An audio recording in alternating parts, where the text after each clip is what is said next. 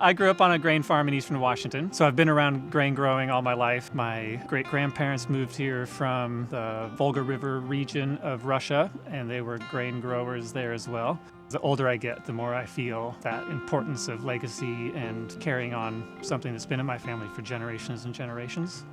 Grain is such a commodity crop that it gets grown and shipped all over the world, and one process happens in one place, another process happens in another place. A lot of food miles happen on a kernel of grain before it gets to your plate. The majority of the big commodity grain industry is in eastern Washington, and so the idea with bringing it to western Washington was an opportunity to localize grain growing in these maritime climates. At the beginning of the pandemic, when we started to hear things like, oh, is there going to be enough toilet paper? Is there going to be enough flour? We looked at each other and thought, well, yes, there is enough flour. It's sitting here in the barn. So how can we get it out there?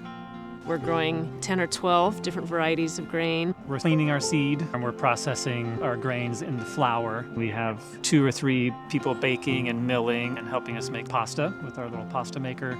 This is quietly revolutionary in that not only is it all happening in the same place, but it's really happening by the same group of people, and that we're trying to create as much diversity from this grain crop as possible and provide it to our communities and our neighborhood.